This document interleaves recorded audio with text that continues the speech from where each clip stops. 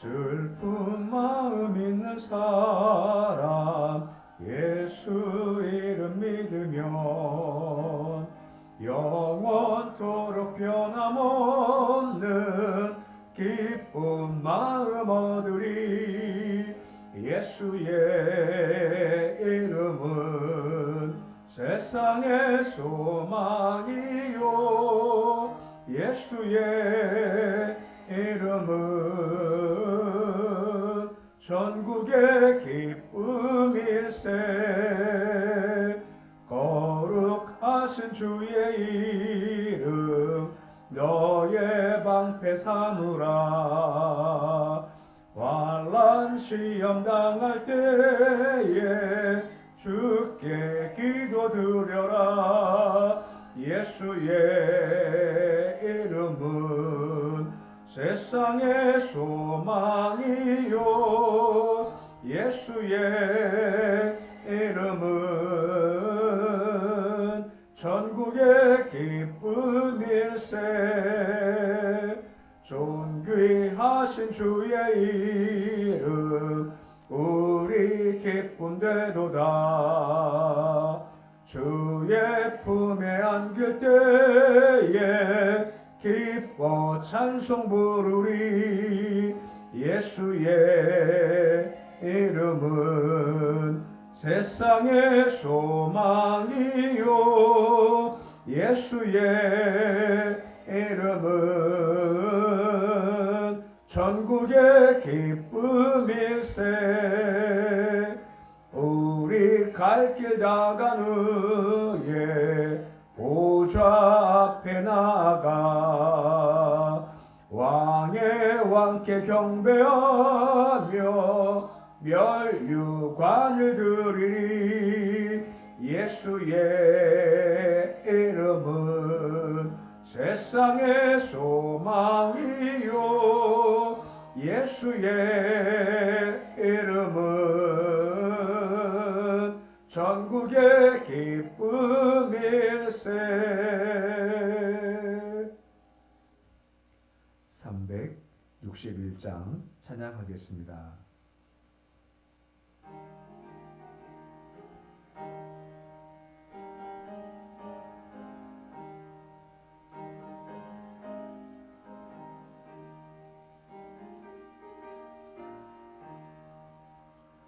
기도하는 이 시간 주께 무릎 꿇고 우리 구세주 앞에 다 나아가네. 믿음으로 나가면 주가 보살피사 크신 은혜를 주네. 거기 기쁨 있네. 기도 시간에 복을 주시네. 고난 내 마음속에 기쁨 충만하네. 기도하는 이 시간 주가 곁에 오사 인자신 얼굴로 귀 기울이네. 우리 마음 비우고 주를 의지하면 크신 은혜를 주네. 거기 기쁨 있네. 기도 시간에 복을 주시네. 고난 내 마음속에 기쁨 충만하네. 기도하는 이 시간 주께 엎드려서 은밀하게 구할 때 곧 응답하네. 잘못된 것 아뢰면 주근히 여기사 크신 은혜를 주네. 거기 기쁨 있네. 기도 시간에 복을 주시네. 고난 내 마음속에 기쁨 충만하네. 기도하는 이 시간 주를 의지하고 그 씨는 내 구하며 꼭 받으리라. 의지하는 마음에 근심 사라지고 그 씨는 은혜를 주네. 거기 기쁨 있네. 기도 시간에 복을 주시네. 고난 내 마음 속에 기쁨 충만하네.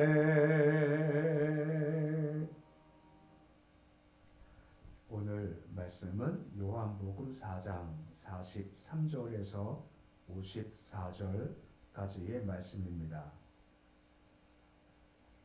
요한복음 4장 43절에서 54절까지의 말씀입니다.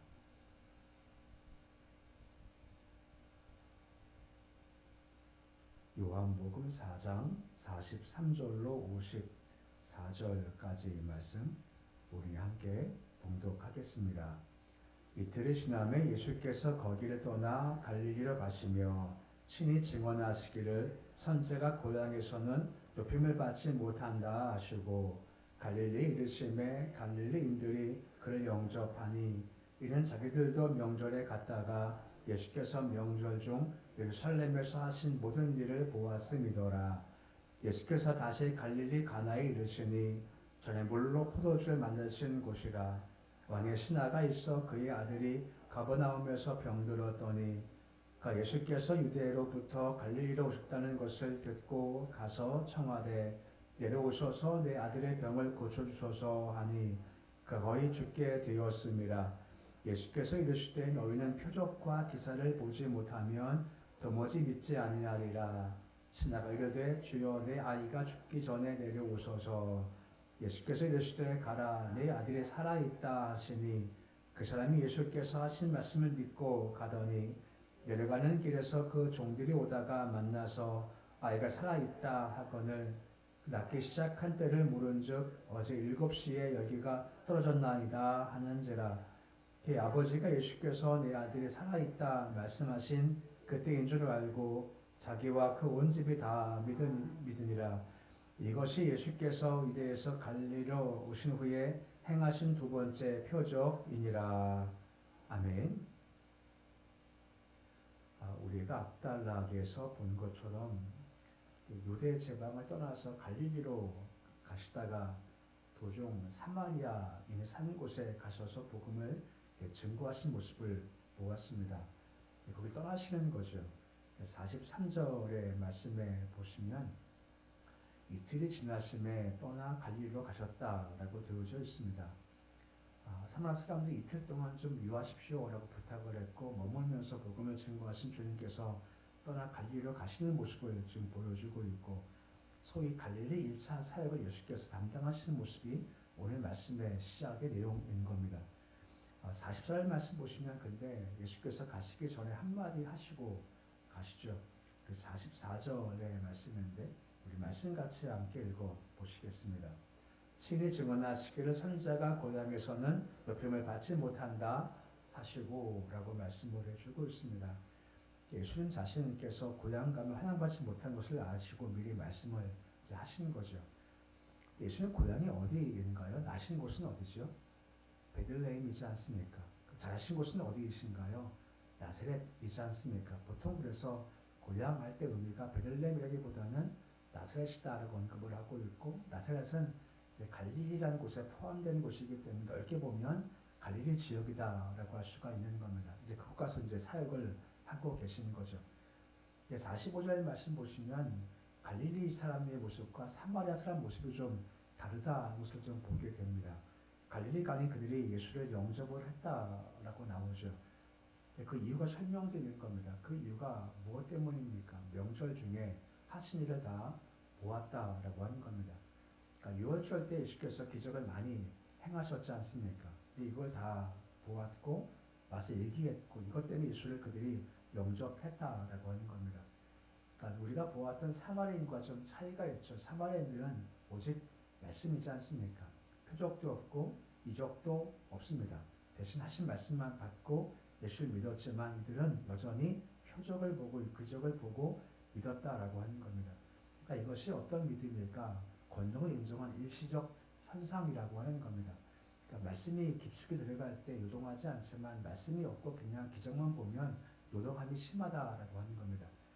예수께서 산상설교를 쭉 말씀하신 후에 가장 마지막에 하신 비유가 반석 위에 지은 집과 모래 위에 지은 집입니다. 반석 위에 지은 집, 곧 말씀에 기초한 사람은 비가 오고 창수가 와도 요동하지 않지만 말씀이 없고 기적만 바라본 사람들은 모래 위에 지은 집처럼 쉽게 무너짐이 심하다라고 하는 겁니다. 그러니까 우리 신앙도 항상 어떤 다른 것이 아니라 말씀에 기초한 것이 마땅하다라고 하는 겁니다. 우리 신앙이 내 감정에 기초할 수도 없고 내 의지에 기초할 수도 없다라고 하는 겁니다. 내가 할 거다 하는 것도 쉽게 무너지지 않습니까? 오직 말씀이라는 겁니다. 그래야 그 믿음이 기초가 있고 그래야 든든할 수가 있다 하는 것. 그러니까 갈릴리 사람들과 사마리아 사람들 비교하면서 말씀을 해주고 있는 겁니다. 그리고 이때 한 사람을 소개해주는 말씀이 이어지고 있습니다. 46절 말씀으로 예수께서 가나에 가셨다라고 되어져 있고 왕의 신하 한 명이 소개되고 있죠. 근데 그 아들이 가버나움에서 병 들었다 하면서 상황을 설명해 주는 말씀이 이어지고 있는 겁니다. 왕의 신하가 그러면 이런 상황 가운데 어떤 반응을 보일까라고 하는 겁니다. 47절 말씀 보시면 그의 반응을 다음과 같이 말씀을 해주고 있는 겁니다. 47절인데 우리 말씀 같이 읽어 보시겠습니다. 그가 예수께서 유대로부터 갈릴리에 오셨다는 것을 듣고 가서 청하되 내려오셔서 내 아들의 병을 고쳐주소서 하니 그 거의 죽게 되었음이라 라고 합니다. 예수께서 거기 계시다 하는 말 듣고 가서 청했다라고 하는 겁니다. 왕의 신하가 살던 곳은 가버나움이죠. 가나까지 대충 거리가 한 34km 정도 된다라고 합니다. 그러니까 지금 우리 교회에서 속초 중앙교회 가는 정도 거리가 되겠죠. 단순히 그것을 이제 가서 쉽게 찾아가 나가는 겁니다. 그것은 그만큼 사정이 다급하다라고 하는 거죠. 원문 보면 아들 앞에 정관사가 붙어 있어서 그가 독자라는 것을 암시해주고 있고 독자인이 마음이 더 급했다, 그만큼 힘들었다는 것을 보여주고 있다라고 하는 겁니다. 근데 우리가 매번 말씀을 통해서 보지만 특히 복음서를 보면 늘상 반복되지만 어려움은 하나님의 초청장이다라고 하는 것입니다. 어려움이 와요. 그 예수께로 가는 것이 대부분의 모습이지 않습니까? 왕의 신하 또한 그러하지만 회당장 야이로 또한 비슷한 모습을 보이고 있지 않습니까? 회당장이면 예수와 정반대의 상황인 건데 예수께 가서 무릎을 꿇지 않습니까? 무엇 때문이었습니까? 거기는 딸이 거의 죽게 되었다라고 하는 것입니다. 거의 상황이 유사했고 예수께 갔다라고 하는 거죠. 야고보서에 그런 말씀이 있지 않습니까? 너희 중에 고난 당한 자가 있느냐? 그는 뭐하라 되어 있습니까? 그는 기도할 것이요 라고 말씀을 해주고 있습니다. 그러니까 항상 반응이 참 중요한 겁니다. 기쁜 자가 있느냐? 그는 찬송할 거고 고난 당한 자가 있느냐? 그는 기도할 거라 라고 말씀해 주고 있죠. 그러기에 힘들고 어려운 상황 발생할 때마다 예수를 기억하고 그 앞에 오라 라고 말씀해 주고 있는 겁니다. 근데 47절 우리가 말씀 보았지만 약간은 처음의 믿음의 시작에 대한 모습을 좀 보이고 있습니다. 거기까지 왔다 한 것은 열성이 있지 않습니까? 하지만 그의 믿음에 부족함이 있죠. 점점 잘할 겁니다. 그게 뭐냐 하면 백부장과 좀 차이가 있죠. 백부장은 뭐라 말씀하십니까? 내가 간다 하니까 뭐라 말하죠? 오실 필요 없습니다. 무엇만요? 말씀만 하옵소서라고 하지 않습니까? 이 사람은 아직까지 거기까지 가지는 못하는 거죠. 내려오십시오. 고쳐주십시오. 오셔야 되는 겁니다. 하면서 부탁을 하고 있어서 아직은 믿음이 처음 시작이다라는 걸 볼 수가 있다라고 하는 겁니다. 예수님께서 48절 말씀 보시면 뭐라 말씀해 주고 있습니까? 표적과 이사만 구하고 있구나 라고 말씀을 해주고 있는 겁니다. 표적과 이사, 거의 같은 말이지만 굳이 나누면 이렇게 볼 수가 있습니다. 기사라는 것은 기적 자체입니다. 신적 능력이 나타나서 뭔가 역사가 생기는 것을 기사라고 하죠. 표적은 좀 다른 말로서 이 표적은 그 의미라고 하는 겁니다. 기적 자체가 아니라 기적이 생긴 이유가 뭘까, 그 배우의 내용이 뭘까 하는 그 의미가 바로 표적이라고 하는 겁니다.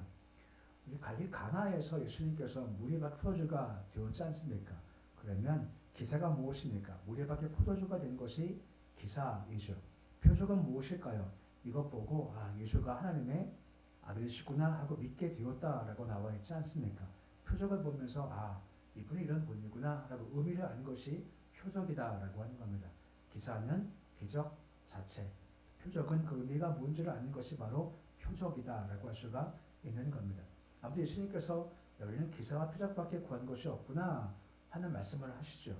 하지만 49절 말씀 보시면 그래도 신하가 간구하는 겁니다. 뭐라 간구합니까? 신하가 이르되 주여 죽기를 내려오십시오 라고 한 번 더 간구하고 계속해서 간구하는 모습을 보인다는 겁니다. 이 말 뜻이 뭐겠습니까? 오시면 됩니다 하는 그런 마음의 모습을 가지고 있다라고 하는 거죠. 이 믿음을 아시고 주님께서 50절 말씀 보시면 다음과 같이 말씀하시는 겁니다. 50절 말씀인데 우리 말씀 같이 함께 읽어 보시겠습니다. 예수께서 이르시되 가라 내 아들이 살아있다 하시니 그 사람 예수께서 하신 말씀 믿고 가더니 라고 말씀해 주고 있습니다. 뭐라 말씀하십니까? 네 아들이 살아있다 라고 말씀해 주고 있는 겁니다. 아들 죽음 앞에 안타까웠던 왕의 신하한테 예수께서 마음에 확신을 줄 수 있는 어떤 가시적인 표적을 보이신 것이 아니라 말씀만 하신 거죠. 아들 살아있다 말씀만 하신 겁니다. 근데 그 말씀이 신적 권능의 말씀이기 때문에 그 순간 아이가 회복됐고 건강해졌다라고 말씀하고 있으시다라고 하는 거죠. 중요한 것은 이 신하가 어떻게 했습니까? 말씀을 믿고 갔다라고 하는 거죠. 안 믿었으면 못 갔겠죠. 어떻게든 예수를 모셔가고 싶었겠지만 믿었으니 가게 되었다라고 볼 수가 있는 겁니다. 처음에 왕의 신하가 어떻게 했습니까? 예수님 오십시오. 가셔야 합니다. 라고 했습니다만 이제 예수님과의 교제 가운데서 믿음이 성장하니까 알겠습니다 하고 말씀만 믿고 가는 그의 성숙한 믿음을 우리가 본다라고 하는 겁니다. 믿고 역사가 있다라고 하는 거죠. 우리 계속 말씀 보고 있습니다만 예수와 함께 있으면 항상 놀라운 일이 생긴다라고 하는 거죠. 믿으면 놀라운 일이 생긴다라고 하는 겁니다. 어제 말씀드렸지만 가장 큰 복이 뭐라 했습니까? 이적, 기사 참 큰 거지만 가장 큰 복은 말씀을 통해서 예수님을 만나는 겁니다. 예수를 경험하는 것이고 말씀을 들으며 내게 주신 말씀을 내가 듣는 겁니다. 이 말씀 보십시오. 아들 살아있다 하시는 말씀을 누구한테 주신 말씀입니까? 당연하게 왕의 신앙입니다. 그가 왕 예수께 갖고 간구하니 예수께서 그 마음 가운데 말씀을 주셨지 않습니까? 이 말씀 듣는 것이 가장 큰 복인 겁니다. 왜 주께 나오지 않습니까? 말씀을 듣지 않습니까? 이 말씀이 그냥 말이 아니라 내 마음에 주시는 말씀이구나 내가 받는 겁니다. 그것을 믿는 겁니다. 그럴 때 역사가 있고 실제 변화가 생기더라 라고 하는 겁니다. 말씀을 읽을 때도 역시 마찬가지죠. 이런 말씀이 있구나 라는 것이 아니라 내게 주신 말씀을 내가 받음을 통해서 예수의 권세와 손길을 경험해 나가는 겁니다. 이 왕의 신하가 바로 그런 것을 경험하게 된 거죠. 그 마음이 말씀 품고 가지 않습니까? 51절 말씀 보시면 그때 역사가 생기는 겁니다. 내려갔죠. 종들이 올라옵니다. 소식을 전해주시오. 51절 하반절 말씀에 소식이 무엇입니까? 아이가 살아있다 하는 이야기를 지금 하고 있다라고 하는 겁니다. 이 왕의 신하 아버지가 이 아들 낳았어 하는 말씀 듣고 나서 다시 급히 가던 길을 갔죠. 동시에 집에서는 아이가 살아있으니 이 소식을 전하기 위해서 급히 올라오게 됐고 그래서 만나게 되었다라고 한다라고 하는 겁니다. 근데 왕의 신하가 확인해보고 싶은 겁니다. 52절 말씀 보시면 뭐라 말씀해주고 있습니까? 낳기 시작한 때가 언제냐라고 물어보았죠. 그때가 언제였습니까? 53절 말씀 보시면 다음과 같이 말씀이 이어지고 있는 겁니다. 53절인데 말씀같이 읽어 보시겠습니다.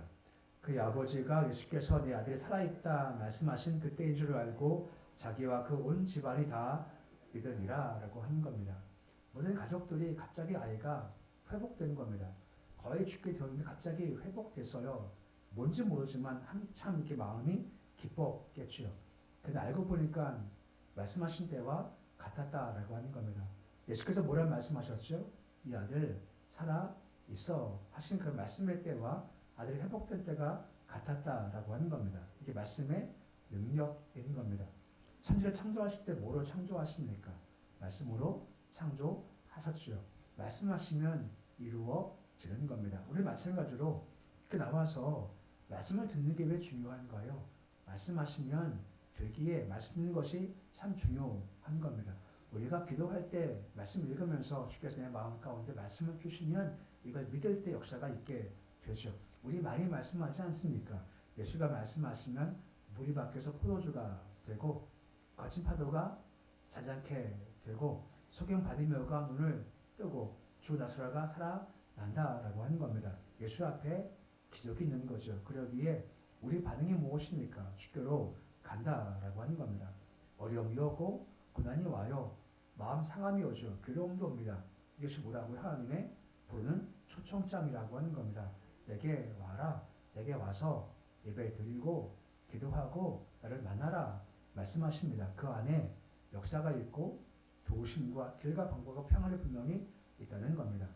기도하실 때 뭐라 기도하십니까? 지금 우리는 대책이 없습니다. 우리는 방법도 없습니다.